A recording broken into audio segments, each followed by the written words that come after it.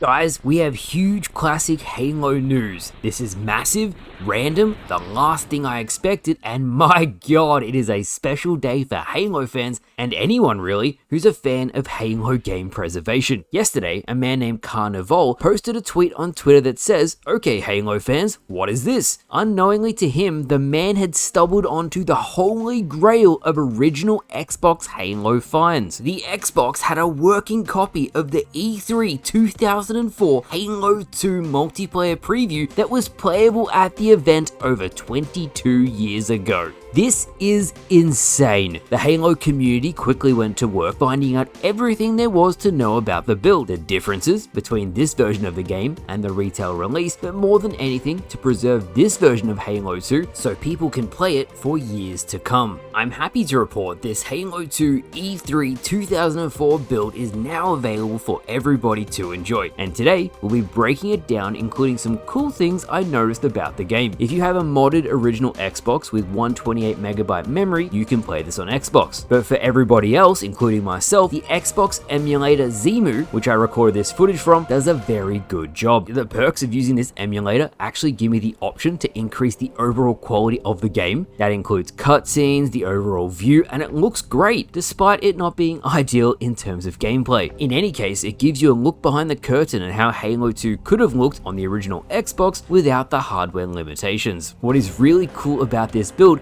is that this is the exact build Joe Staten used to introduce playable elites, Zanzibar 1 flag, and the multiplayer showcase at the event. By pressing the back button and the white button on the original Xbox controller, it will actually play cinematic cutscenes exactly like the E3 demo. What I've done is I've synced up the original presentation to the upgraded visuals. This is 4 times the quality of the original, plus my color correction, and here is a little bit of the presentation where Joe Staten talks about the lethality of the new playable species, the elites.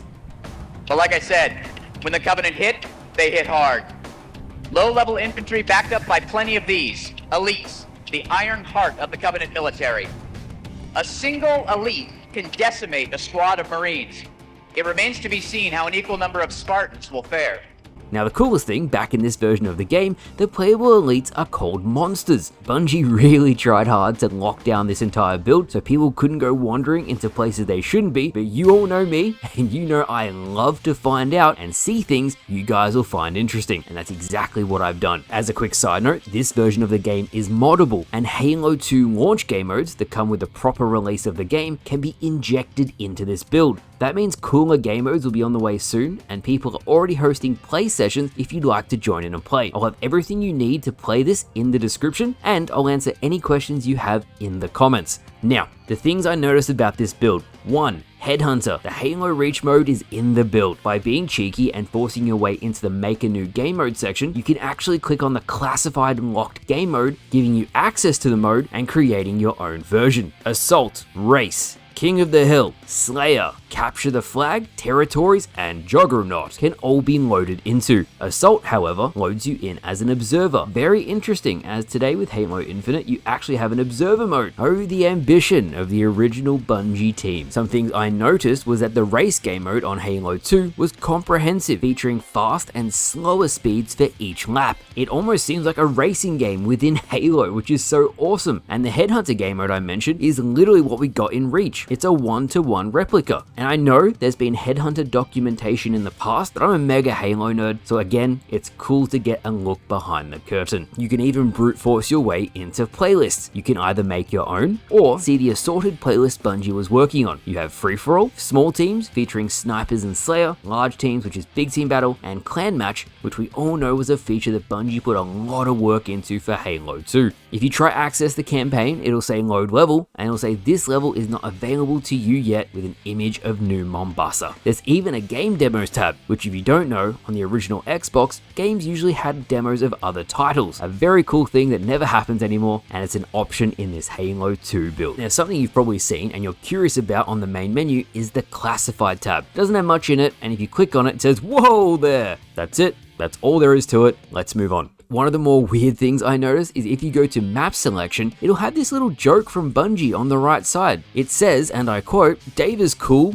you're a fool, Marcy's neat, cream of wheat, Adam's smart, Ripper fart, Dallin's creative, damn, nothing rhymes, Shaney's cute, toot a flute. Lars loves Metro D. I thought it might be Metroid, as the next line says, soothe a hemorrhoid. Courtney's a doll, that is all. Try see that in a modern AAA game today at an E3 playable event. It just doesn't happen anymore. This brings us to the build itself, the gameplay, notable things I saw, and things you need to know. The game runs at a stable 30 FPS, very little hitching, with more stable physics than Halo Infinite in 2025. This version of the game is kind of like a Halo 1.5. It still has things from Combat Evolved, like the spawn points, the multi-kills only go up to Killtacular, which is 4, and weapons are very different in this version of the game. So here's some notable changes for you all to see. The rocket launcher doesn't have its lock on, but the projectile is faster. The battle rifle is a 3-burst unzoomed and a single shot while zoomed. I'm so happy they fixed this, or changed this I should say, as it feels very, very weird. The 3-burst of the battle rifle is so much better, especially on high ping, which is what I was playing on. If you're trying to swap between unzoomed or zoomed, it feels very jarring. Moving it to a 3-burst fire across the board, much better decision. The Needler almost feels like a pseudo SMG with how fast it fires. I did notice at this point in development, the Needler still has its Combat Evolved image when you pick it up. A very small side note is there's also the Combat Evolved radar in the bottom left hand corner. The SMG is even stronger and it has an almost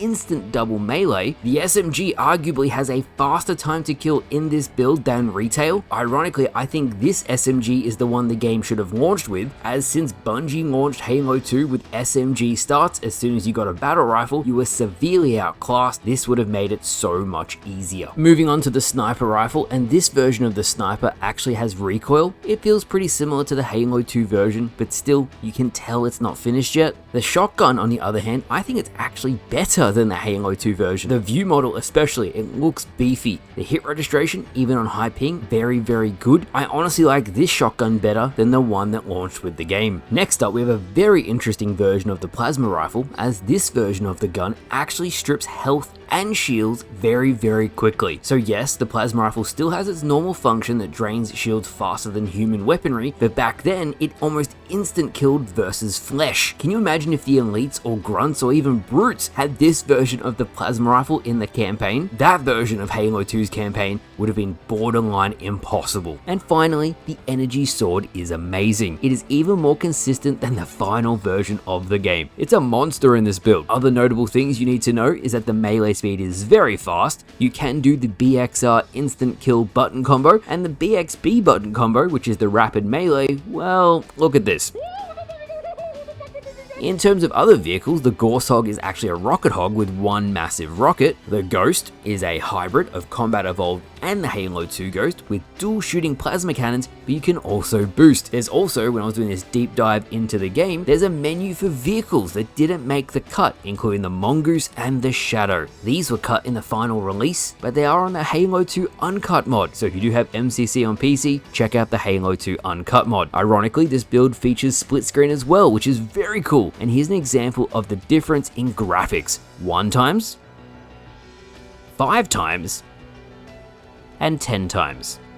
10 times isn't playable, as when players and people move, it crashes the game right away. The only other thing you need to know about the build is the customization. There is a beta version, an early pre-release version of the customization Bungie was working on for Halo 2. You can change your color, you can pick playable elites, but if you do use the Xbox emulator Zemu, you will crash your game if you change to an elite, so just keep that in mind. I cannot state enough how truly amazing it is that this build of the game was found on a random Xbox. And really, the only other thing I noticed was that the shield value is almost identical to Halo 2 Uncut, again, which I covered just a week ago. With all of that said, something I really need to mention is Carnival, the man who made this all available for everyone. He spent close to $5,000 to make this possible. That includes making it compatible, playable, the Xbox itself. I'm gonna link his stuff in the description. Consider chipping in a few bucks to help him recoup the cost, as he has done all of this for all of us. I'd also expect the Vengeful Vadim to do a full breakdown of this too, so keep an eye out for his video, but what a blast from the past. 22 years later, and new treasure troves of classic Halo are still being discovered.